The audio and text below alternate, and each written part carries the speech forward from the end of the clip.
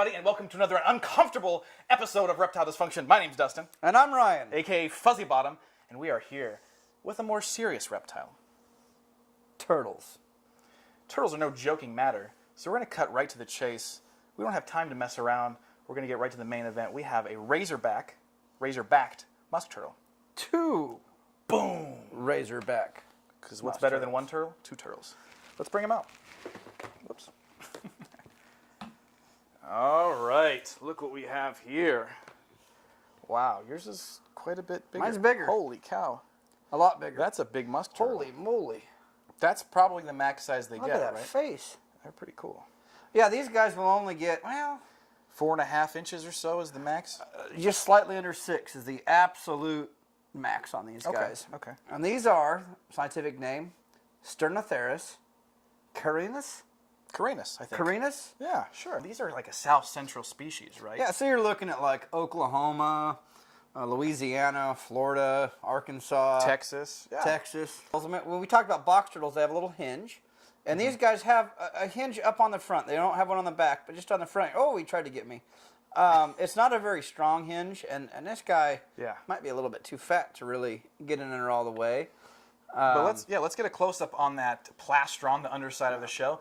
You can actually see how kind of receded it is. So you can see where they're obviously spending a lot of their time on the bottom of lakes and rivers and swamps as well. Yeah, so like slow-moving water. Right. They'll be found in usually heavily vegetated, slow-moving areas of water. These guys will actually come out and bask more than the other musk turtles. Yeah. But they are almost entirely aquatic. You will not see the turtles on land except to lay eggs, pretty much. So, but they do bask sometimes, and they're actually known to be pretty good climbers too. Yeah, they'll be up on the trees. They'll be up on the dead. Way up there, and if they get spooked, they'll drop down.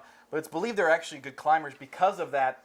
The fact that their plastron is really receded. So they have more movement with their arms. They can actually grab on a lot better. There's also a turtle called the big-headed turtle, which actually looks very similar to musk turtles. And those guys have a really strong tail, and they're known to be the best climbers because they use that tail to prop them up and climb really high. So it's kind of interesting that something that looks like this could be a good climber, but they can be. And so these guys, they're going to be omnivores. So cool, isn't it? I'm kind of entranced by them, honestly. They're such cool turtles. I haven't played with these much. Yep. They're omnivores, but primarily going to be eating meat. So they'll eat like duckweed and stuff like that they find for vegetation.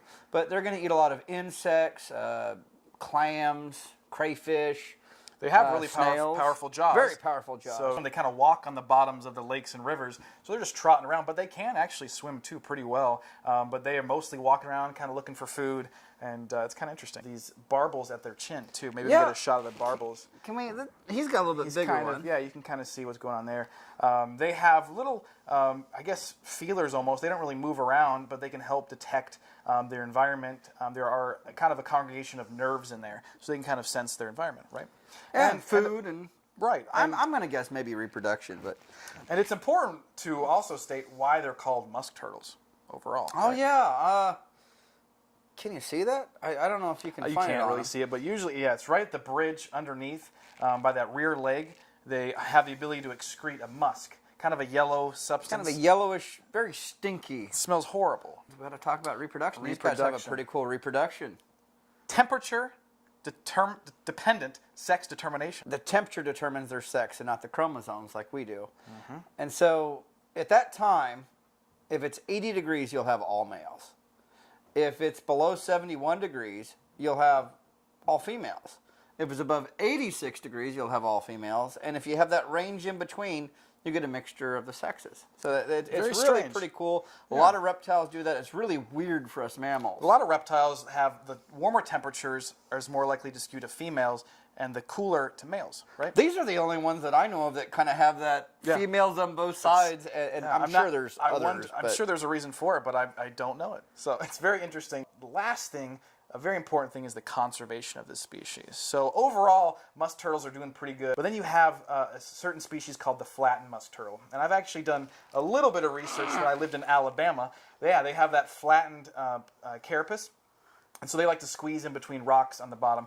And they are only found in a small river system called the Warrior River System in northwestern, I believe, Alabama. They are a endangered species, and one that is they're definitely trying to research and try to find out. They're very sensitive to water quality of this species. So if there's a lot of sedimentation, they have a hard time surviving, especially when they live in crevices under the water, trying to find places to hide. If those are filled in, there's really no place for them to live.